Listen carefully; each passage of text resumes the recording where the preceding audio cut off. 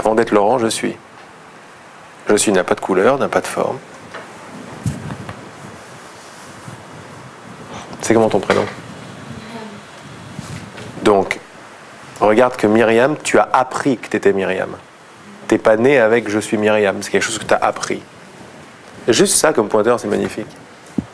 Donc, c'est pas inné, Myriam n'est pas innée. Il y a quelque chose avant. Et quand on regarde bien ça, à un moment, je regardais vraiment beaucoup là-dedans, c'est super. Les notions que j'ai apprises sont devenues des croyances et ont commencé à modeler ma perception. Parce que ma perception est mes croyances. Mes croyances forment ma perception. Mais quand j'étais tout petit, je ne savais pas ce que ça voulait dire demain. Je ne savais pas. Donc, si demain ne veut rien dire, je ne peux pas être dans le futur. Ça ne veut rien dire. Ce n'est pas disponible pour moi le futur. Donc, le futur n'existe pas.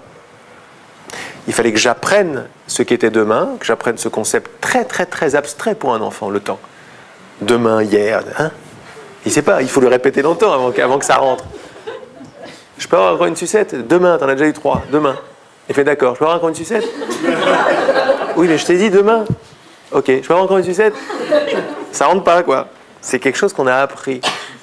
Ouvrez-vous à la possibilité qu'on a appris des notions qui sont... Moi est une notion que j'ai apprise. J'ai appris moi. J'ai appris mon prénom. Combien d'enfants parlent d'eux à la troisième personne? Ou combien d'enfants disent, pour parler d'eux-mêmes, font référence à l'image dans la glace? Ou alors, tiens, Laurent a envie de faire pipi. Parce que ce n'est pas quelque chose d'inné. Ce n'est pas quelque chose de naturel. Il n'y a pas de jugement dans ce que je dis. C'est quelque chose de normal, c'est une norme intellectuelle conventionnelle de l'apprentissage. Juste ça, c'est magnifique. C'est des petites brèches qu'on fait. La petite brèche que j'ai fait hier entre rideau, R-I-D-E-A-U-X, et ça, c'est la même brèche qu'il y a entre je suis et Myriam. Ah, c'est une forme de désapprentissage, en fait. Oui. Oui. Oui, tu m'as dit, en fait, il n'y a rien à comprendre. Et je répondais à ça, oui. Non, il n'y a rien à comprendre. Il n'y a pas de problème avec comprendre. Le mécanisme de compréhension, il apparaît. Mais il apparaît en vous. Comprendre apparaît. Ne pas comprendre apparaît. C'est génial de voir ça, parce que il y a quelque chose qui ne bouge pas. Là. Quelque chose qui sait que comprendre comprend ou comprendre ne comprend pas. Oui, tu me parlais tout à l'heure de revenir, j'avais fait une vidéo qui s'appelle « Vivre à l'infinitif ».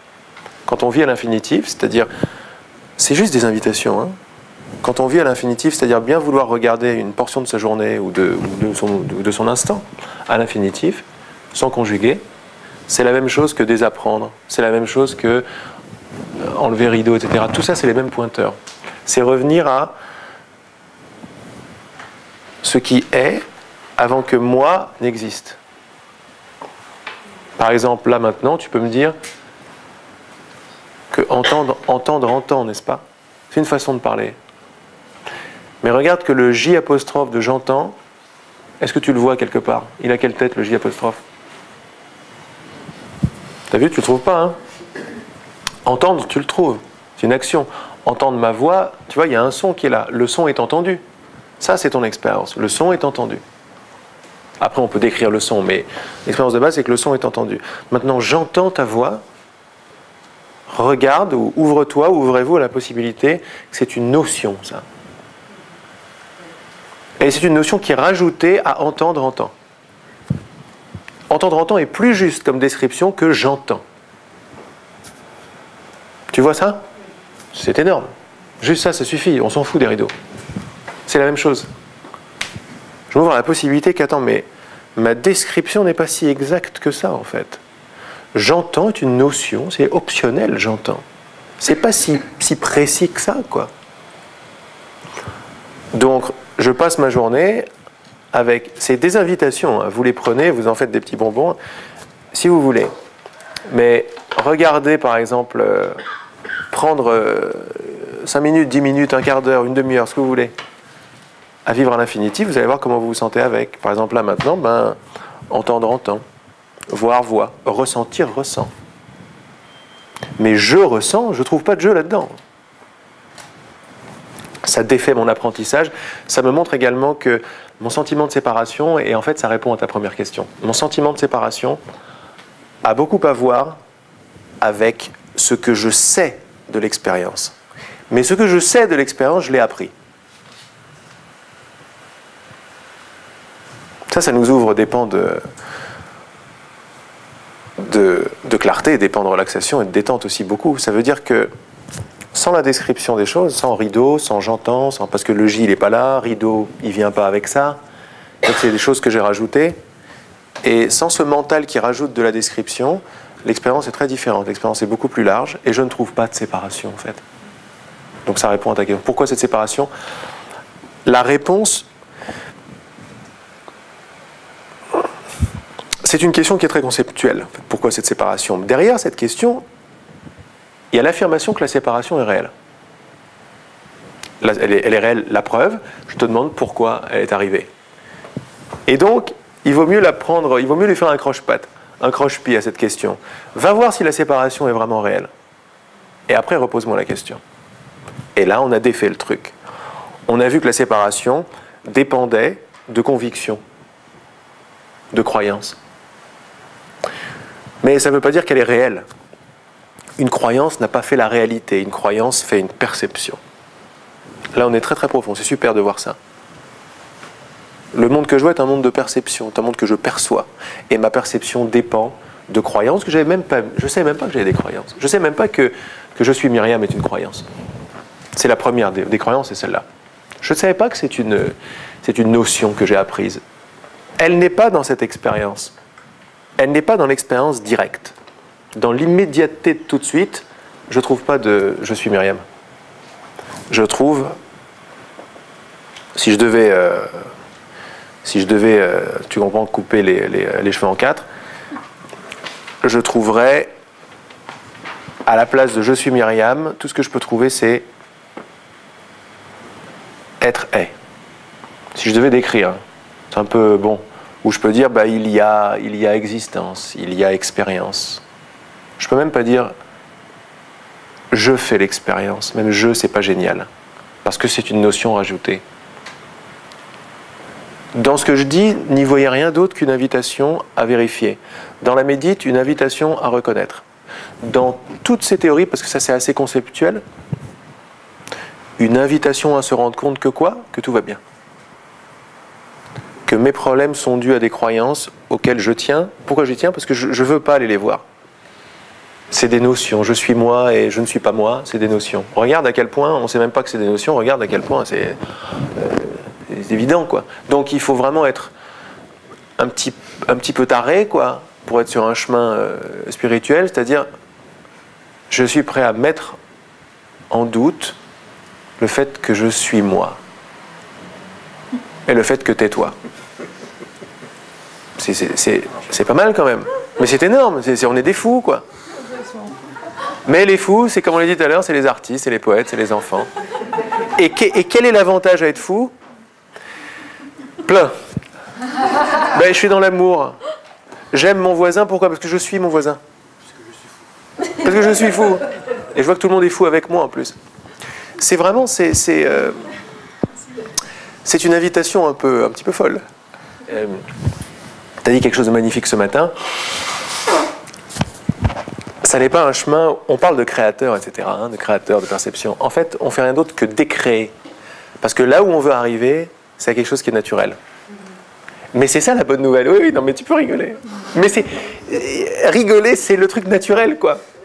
Être heureux, danser, chanter, peindre, courir dans les prés en se foutant totalement de ce que les autres pensent, c'est naturel. Ce que les autres pensent, ça n'est pas naturel. Parce que les autres, il faut les créer avant. Il n'y a pas d'autre. Ah oui, quand j'essaie de penser à ça, ça ne veut rien dire. Mais quand j'arrête de penser, quand je suis un peu fou, je m'aperçois que je me fous du regard des autres. Et pourquoi? Parce qu'il n'y a pas d'autre. Donc je décrée, en fait. Je décrée ce que j'ai. C'est pour ça qu'on parle d'un rêve. Et la réalité, c'est quand cette espèce de soleil de l'unité vient défaire de plus en plus la distance, le temps, la séparation, la différence entre toi et moi, comme on a vu ce matin, toi et moi, jusqu'à te dire, c'est des excellentes nouvelles, parce que c'est le cas. C'est le cas. C'est pour ça qu'on parle d'abandon. On ne va pas chercher quelque chose. On va arrêter de chercher pour se laisser glisser. Mais c'est encore des paroles, tout ce que je raconte, c'est de la poésie. Se laisser glisser dans le fait que je suis mon voisin. Mais comprendre que je suis mon voisin, c'est tordu quand même. C'est possible, mais quel stretch. Mais bien vouloir, c'est pour ça que bien vouloir. Bien vouloir, ou être mon voisin, ou arrêter d'être moi. Ou arrêter de savoir. Ou arrêter de décrire. Il y a plein de pointeurs. Tu vois le voisin, il fait V-O-I-S-I-N. Ça dégage, parce que tu vois qu'il n'y a rien écrit sur lui. Juste ça, hop, il y a une petite expérience qui arrive tout de suite. On se dit c'est pour faire des expériences. Là, les expériences sont des expériences qui vont nous confirmer que derrière mon savoir, il se passe ce que je cherchais depuis toujours. Qu'est-ce que je cherchais depuis toujours? Mon insouciance, ma liberté, ma joie, mon amour. Moi, quoi. Je suis l'insouciance, la joie, la liberté, l'amour. La vie, l'existence, la paix. C'est pour ça qu'on peut répondre à toutes les questions, mais regardez la différence d'énergie à partir de ce souvenir que je rends de plus en plus vivant. Là, la clarté jaillit parce qu'il n'y a plus de problème. J'essaye plus d'attraper des choses. Alors, je ne sais même pas si j'ai répondu à ta question, mais je crois que oui. Je ne me rappelle plus de ta question non plus. Ma question, c'était que je suis le voisin, en fait, c'est un miroir de nos... Oui, c'est sympa ça. On va voir que même le miroir, on peut le dépasser, mais c'est très bien. Je suis un miroir parce que je ne vois que ce que je crois. Donc, si je commence à regarder de près les voisins, les choses, je vais m'apercevoir qu'il n'y a que moi là-dessous. Le vrai tissu, c'est qu'il n'y a que toi. C'est comment ton prénom? Marie-Hélène. Alors, il n'y a que toi en tant que je suis, pas en tant que Marie-Hélène. Mais quand tu mets un fil de Marie-Hélène, tu vas commencer à voir pas Marie-Hélène. Et même dans le pas Marie-Hélène, tu vas t'apercevoir que ce sont des miroirs de Marie-Hélène. Jusqu'à ce que Marie-Hélène et les miroirs soient laissés, en fait, de plus en plus, et t'apercevoir qu'il y a un tissu général que tu partages avec tout le monde. Même ça, c'est un petit peu romantique, mais c'est sympa. Je partage le tissu avec tout le monde. C'est joli. Il n'y a qu'un seul tissu, et nous en sommes tous des facettes, des expériences, des parcelles,